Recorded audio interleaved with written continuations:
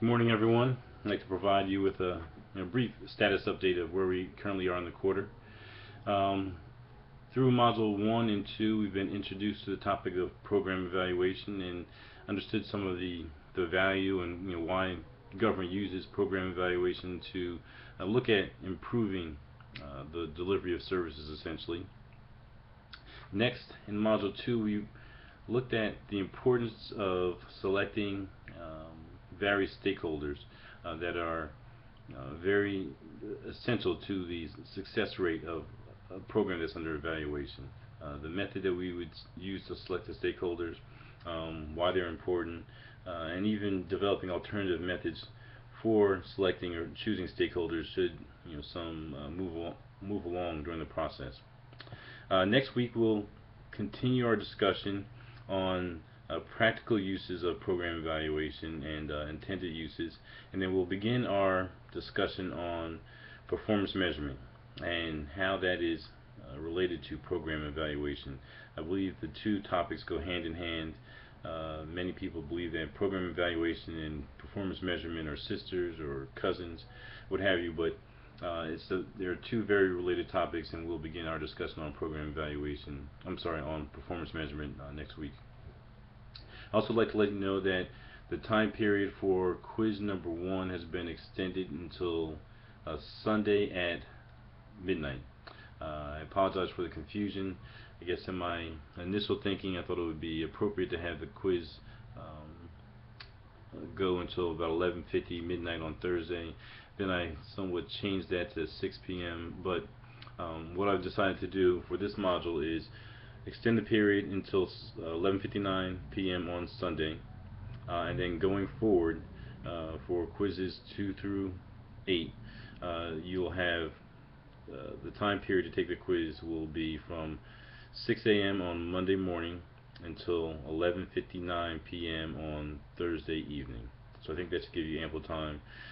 What I would suggest, however, is that you do not wait until 11:50 on Thursday to begin the quiz, because it will time you out prior to you having 15 minutes to complete the quiz. So you want to give yourself at least 15 minutes to complete the quiz. Otherwise, at 11:59, then the quiz will essentially shut down or close down. In terms of your case study assignments, there's one coming up that's due during Module 3. The way the case study assignments work is that when they're assigned in that particular module, they're due at the conclusion or at the close of that module. So for example, your first case study assignment, number 1, is due on January 26th, I believe, on Sunday at 11:59 p.m. Now that assignment, although it says case study assignment, is simply just for you to identify the program that you are interested in evaluating. I don't want anything extensive, so just identifying the program and why you're selecting it, why you think it's an appropriate program or department to evaluate, shouldn't be more than 100 words. So very simple, very clear, very short is what is expected for case study assignment 1.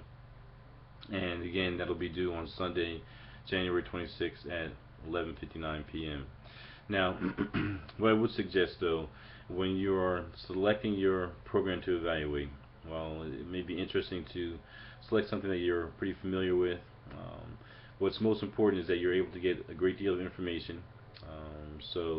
Articles, newspaper articles, books, etc., and even website information and data, because that will allow you to develop a full program to evaluate. I'd stay away from obscure programs that, although may be interesting, are harder to gather sufficient amount of data. So that's it for Module 1 and 2. You can expect these updates to occur weekly or through each module. And certainly, if you have any questions about the quizzes, the assignments, the readings, anything in that regard, please feel free to give me an email or a call, and I'd be happy to help you through this process. Alright, thank you.